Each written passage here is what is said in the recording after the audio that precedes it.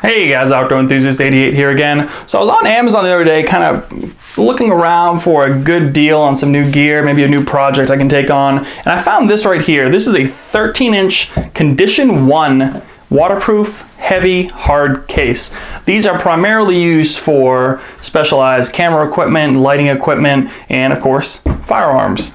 So I've actually never really ended up using one of these in the past, so it's kind of a neat deal to kind of just pick one up. They were actually running a deal for $22, which if you know anything about these cases, even a budget one like this, that's a pretty good deal for one of these. So it's definitely a decent case for the money. It does have its waterproof, say waterproof, I don't know if I really throw this in the water or not, but waterproof. You got your valve here for air. You got two latches here with a multi-point locking system. So you can see you have to push it right here to lock it. Also you got to push it to unlock it. There is your rubber ring around there. You got your top piece here. You'll see it's just a basic kind of egg crate foam here, kind of glued to the back so it's not going to come off. And you got two layers of this Pluck foam. You can see that right there. Pretty nice. It has a little ring of foam around it for extra protection, which is good because this stuff is not the greatest quality foam, I would say. I mean, it's of course with the price point, you know, you're almost half the price of some of the other ones that are the same size. It could be considered probably a 4-gun case, I would say, because you can probably put two. You can see right here, underneath here is another one right here. You can put 2 guns in the bottom, 2 up top if you wanted to use it as a 4-gun storage case. What my plan is, being the price point what it is and kind of it being a fun project, I want to go ahead and make this a travel case. And I want to make this fit all of this.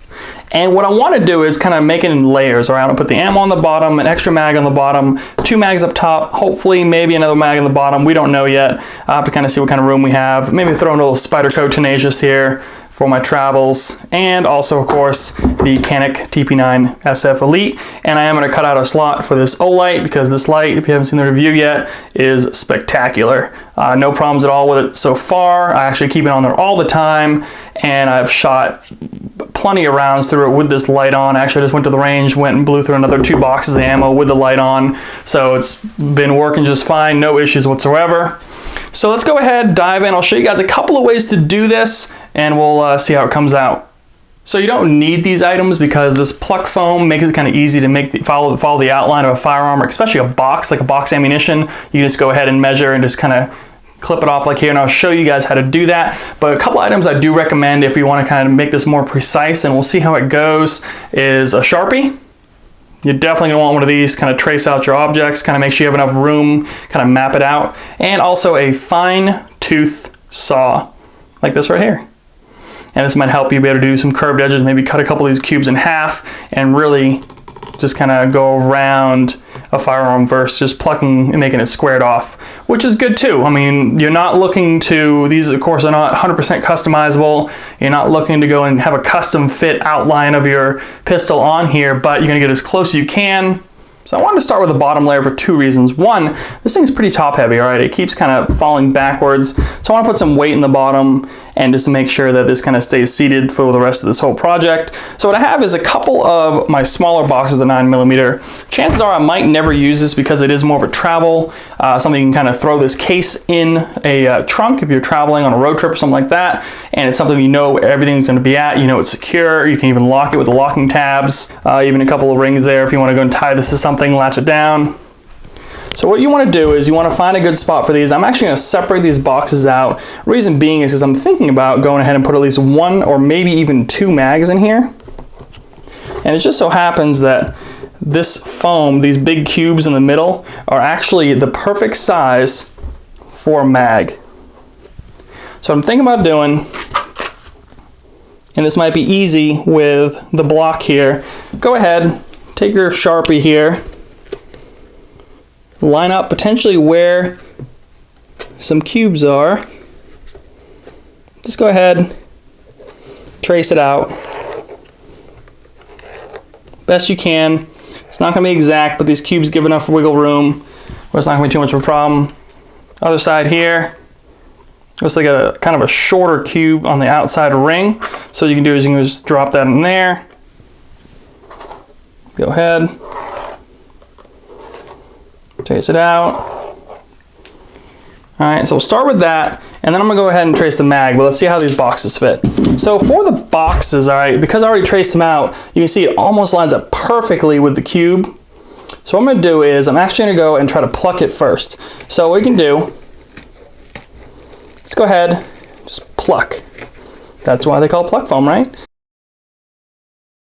All right, and usually the actual contact points of these things go all the way through to the next layer on the bottom. So when you pluck this out, want to do this, and don't be afraid if like these cubes kind of look all weird. I mean, because it is cheap foam, because you can actually go and glue these if you need to. So you'll notice that you can compress it because it is not like the most expensive foam. So I actually go and just took out something that's really close to the size of the box. You can see the actual imprint is just like a few millimeters off there on the edge. So there you go. So you got one box in there. It's not going to go anywhere. I'm going to do the same thing with this one. There you go. We got both of them in there now. You got your spare parts here. Your spare foam. All right, so now let's try the magazines. All right, so for the magazine, I'm thinking, you know, because we have the top part here that might fit the firearm, maybe one mag on the top. Why don't we go ahead and do 2 spare mags on the bottom here? And what I'm going to do, line it up like so. And actually what I think I can do is, there's like bottom cube to this cube here. I'm just going to go and pluck out a couple of squares this time. We'll see how this turns out. All right, check that out. So there you go. So that is not going anywhere.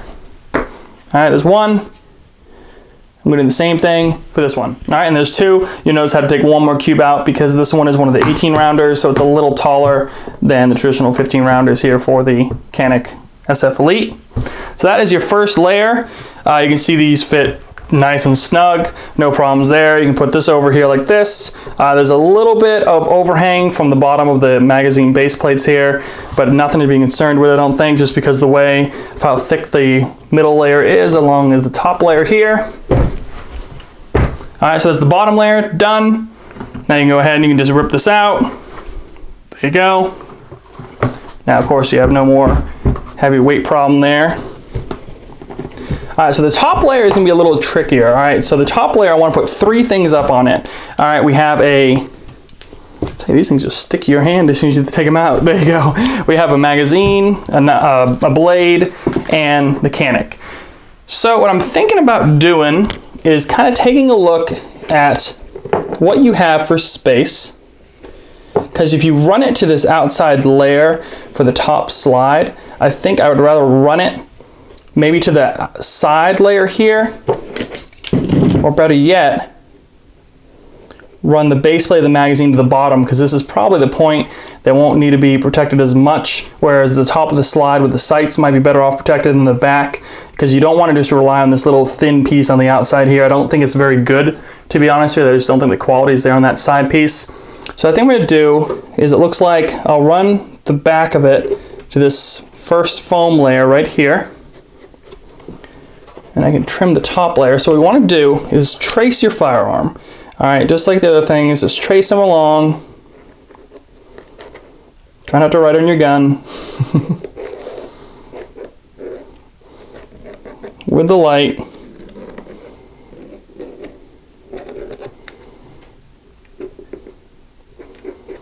All right. Now for the magazine, we can do a couple of things, either the magazine down here or up here, and of course you got your blade. So what I think I'm going to do is maybe put the magazine right here, and then put the blade down there. So what we can do is probably just mark where the magazine can go. It's going to run all the way to the top this time. The magazine's right there. Blade, I might try to cut to make it kind of better looking here, because it can run along this line where the cube is. I'm trying to make it easy on the foam, so because you want to make sure you leave enough buffer space so that the foam pieces aren't going to start falling apart on you. This is going to start hitting other things, and that defeats the point. Even with this lower quality foam, we'll square this end off. All right, So, start plucking. So you see what I did there? I actually just went and tore this in half. You can see I kind of made it so it has a little nub there just to kind of help with the crease there. That way this is going to sit in there much better rather than just have it squared off. You could do it squared off. It's not a problem if you do. All right, so now for the pistol. So I kind of came up with a couple of ideas. First off, one, the middle piece here, I think I'm actually going to go ahead and glue to the bottom here, and I'm just kind of doing what I can with what I have to work with, just because of how cheap the foam actually is. I think I want to glue that part on there. That way any parts like this knife won't fall all the way through. All right, and the second thing I decided to do was actually take the Spyderco, rather than use the saw, which requires a little bit more, just taking some time and try not to rip the other parts, the foam blocks here off. Just go ahead and use the sharpness that this Tenacious has and just go ahead and slice all the way down.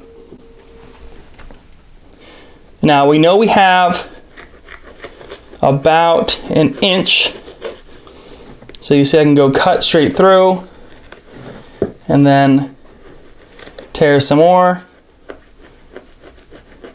So I would recommend a razor or a sharp blade. I'm trying to make the sights look good. All right, you guys ready to see the final product? It did take me a little bit longer than I anticipated, and also you had to be a little more delicate than I was hoping for to kind of really get the outline here, and I did the best I could. It's a little bit sloppy, but I did go and put some glue down on this, kind of glued some of the pieces back together to make sure this pluck foam doesn't come apart anymore. I also added the charging cable to this Olight PL Mini. It's like a wireless magnetic charging right here, which is an excellent feature. So I added the cord here so you can always have a power cord for that. You can also go ahead and switch out if you don't want like a knife in here. You can go ahead and throw yourself like a Leatherman or something in there. You know, it's pretty customizable. I mean, once this thing is closed, this is going to cover all this. So this is not going to really slide around too much. It's going to stay within its spot. And if you take everything out, because you can't really lift this top piece without taking everything out, except for something light, you can see that it all stays together nicely, which is good. So it works as described there. You got your mags, your ammo, and you can obviously switch this out if you want to go and maybe only put a couple mags in here, or maybe one box of ammo. You can put a holster over here if you have a small enough one. Do whatever you think you want to actually kind of make it your own. Again, it's a nice cheap project, being around 20 bucks. I think I paid like 22 in the end, and I'll put this link below on to Amazon and where I got this from. And I've noticed the Plano ones that are similar, or not the Plano, the Pelican ones that are similar in size and definitely nicer quality are about $50 to $60, depending on where you look. So you're getting a good deal for what it is. And it closes up real nice, latches in really nice. You know, it's a good quality case for the price. That's all I can say. So the only downfall I feel is that the foam is a little bit more difficult to use, a little more difficult to set up. If you want to really try to customize it, I probably would have rather seen maybe a solid piece, and then you can go ahead and take an electric carving knife, or maybe the saw would work then a little better. But really a razor blade or just a knife will work just fine, or really, honestly, I would say with how cheap it is, trial and error, pluck it. That's the way to go. All right, guys, well, hey, thanks for watching. You know, subscribe to the channel, like this video, and I'll see you in the next review.